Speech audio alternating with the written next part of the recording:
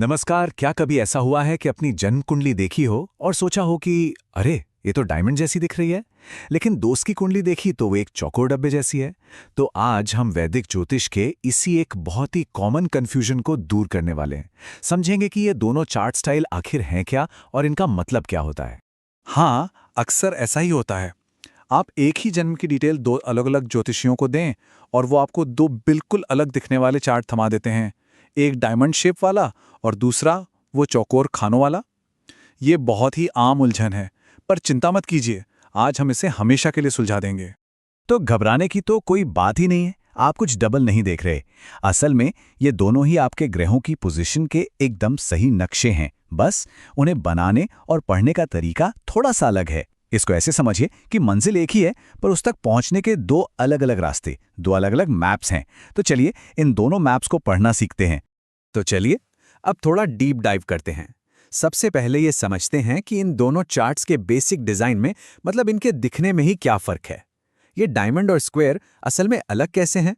सबसे पहले बात करते हैं उत्तर भारतीय चार्ट की, जिसे हम आम तौर पर डायमंड चार्ट भी कहते हैं। अब इसकी सबसे बड़ी खासियत पता है क्या है? ये डायनामिक होता है, मतलब ये घूमता है। देखिए, इसमें जो भाव होते हैं, मतलब आपके जिंदगी के अलग अलग पहलू जैसे करियर, शादी, पैसा, वो हमेशा फिक्स रहते हैं अपनी जगह पर। लेकिन आपके जन्म के टाइम के हिसाब से जो 12 राशियां हैं, वो इन भावों के अंदर घूमती रहती हैं, बिल्कुल एक घूमते हुए पहिए की तरह, जहां नजारा लगातार बदलता रहता है। और अब आते हैं दक्षिण भारतीय चार्ट पर। ये बिल्कुल एक स्क्वायर ग्रिड जैसा दिखता है और ये उत्तर भारतीय चार्ट से बिल्कुल उल्टा है। ये स्टैटिक होता है, यानी स्थिर। इसका मतलब ये है कि इसमें राशियां हमेशा हमेशा अपनी तय जगह पर अपने फिक्स बक्सों में ही रहती हैं। जैसे मेष राशि हमेशा एक ही खास खाने में होगी, उसके बगल में वृषभ होगी, एंड सो ऑन। तो फिर आपका चार्ट कैसे बनता है? वो तय होता है लग्न से। लगन मतलब आपके जन्म के समय जो राशि उदय हो रही थी, बस लग्न से ही पहले घर की गिनती शुरू हो जाती है। तो चलिए फटाफट से एक बार दोनों का फर्क देख लेते हैं। शेप की बात करें तो नॉर्थ वाला डायमंड है, साउथ वाला स्क्वायर। लग्न की पोजीशन, नॉर्थ में वो घूमता है, जबकि साउथ में बस एक एलजी का निशान होता है। और सबसे जरूरी, राशियों की जगह, नॉर्थ में राशियां घूमती हैं, साउथ में वो एकदम फिक्स रहती हैं। तो निचोड़ ये है कि उत्तर भारतीय चार्ट भाव केंद्रित है, मतलब उसमें हाउसेज इंपॉर्टेंट है, और दक्षिण भारतीय चार्ट राशि केंद्रित है, मतलब उसमें साइंस इंपॉर्टेंट है। और ये बहुत बहुत जरूरी अंतर है, इसे याद रखिएगा। चलिए, तो अब जब हम इनका बेसिक स्ट्रक्चर समझ गए हैं, तो अब आता है सबसे मजेदार हिस्सा, इन्हें पढ़ना कैसे है। तो तैयार हो जाइए, चलिए एक एक करके दोनों को डिकोड करते हैं। सबसे पहले नॉर्थ इंडियन या डायमंड चार्ट। इसे पढ़ना बहुत सीधा है। सबसे ऊपर जो डायमंड का खाना है, वो हमेशा ऑलवेज पहला घर यानी लग्न होता है।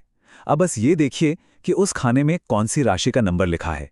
मान लीजिए वहां 5 लिखा है, तो इसका मतलब हुआ कि लग्न सिंह राशि का है। बस यहीं से गिनती शुरू होगी। और याद रहे, गिनती होगी घड़ी की सुई की उल्टी दिशा में, यानी काउंटर क्लॉकवाइज। तो पहला घर, फिर उसके बाएं वाला दूसरा, फिर तीसरा, एंड सो ऑन। तो सबसे जरूरी बात क्या है? यही कि ये पूरा का पूरा डायमंड चार्ट घूम जाता है, ताकि जो भी आपकी लग्न राशि है, वो हमेशा टॉप पर पहले घर में ही बैठे। ये एक तरह से एक पर्सनलाइज्ड मैप है जो सिर्फ आपके लिए ही घूमता है, और यही बात इसे इतना खास बनाती है। अच्छा, अब आते हैं साउथ इंडियन चार्ट पर। यहाँ कहानी थोड़ी अलग है। जैसा हमने कहा, राशियां अपनी जगह से बिल्कुल नहीं हिलती, तो आपको बस एक चीज ढूंढनी है, एलजी या लगन लिखा हुआ एक निशान। जिस भी खाने में ये निशान दिख जाए, समझ लीजिए वही आपका पहला घर है। और हाँ, यहाँ एक और बड़ा फर्क है, गिनती घड़ी की सीधी दिशा में, मतलब क्लॉकवाइज होगी। तो यहाँ पर सबसे जरूरी बात यह है कि राशियां हमेशा अपनी फिक्स्ड जगह पर हैं। मेष, वृषभ, मिथुन सब अपनी अपनी सीट पर बैठे हैं। बस लगन का मार्कर देखकर ये पता लगाना है कि पहले घर की गिनती कहाँ से शुरू करनी है। सच कहूं तो कई बार जो लोग नया नया सीखना शुरू करते हैं, उन्हें ये तरीका ज्यादा सीधा और आसान लगता है। अब देखिए, कोई भी नई चीज सीखते समय गलतियां तो होती ही हैं। तो चलिए अब उन कुछ आम गलतियों पर नजर डालते हैं जो अक्सर लोग इन चार्ट्स को पढ़ते हुए कर बैठते हैं, ताकि आप शुरुआत से ही इन गड्ढों से बचकर निकल सकें। सबसे बड़ी और सबसे आम गलती, राशि के नंबर और घर के नंबर में कंफ्यूज हो जाना।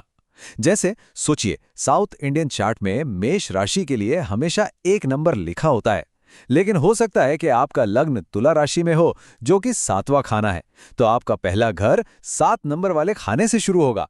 लोग अक्सर राशि के नंबर को ही घर का नंबर मान लेते हैं और बस वहीं सारी गड़बड़ हो जाती है। और दूसरी बड़ी गलती, ये भूल जाना कि नॉर्थ इंडियन चार्ट घूमता है।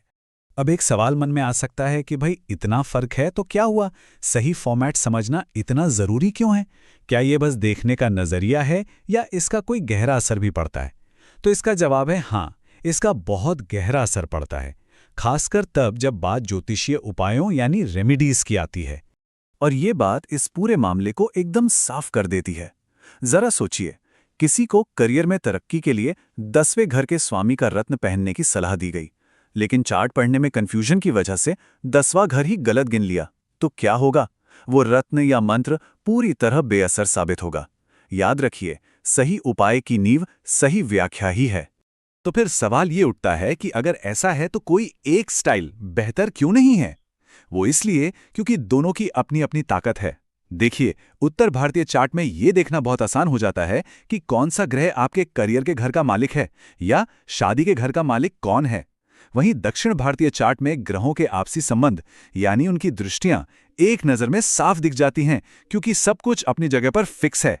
इसीलिए कई ज्योतिषी फटाफट एनालिसिस के लिए साउथ इंडियन चार्ट पसंद करते हैं।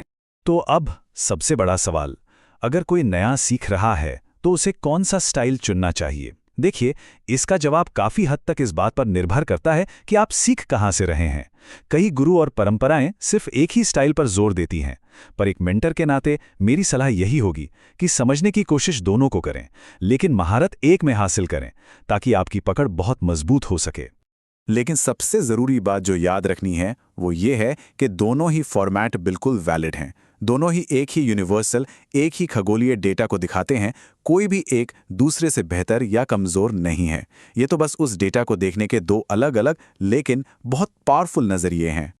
तो अब जब इन नक्शों को पढ़ने का तरीका पता चल गया है, तो सवाल ये है कि आप अपनी ज्योतिष की यात्रा के लिए कौन सा नक्शा चुनेंगे? क्या वो डायमंड चार्ट होगा या फिर स्क्वायर ग्रिड वाला चार्ट? चुनाव आपका है, और यकीन मानिए, ये सफ़र तो अभी बस शुरू हुआ है।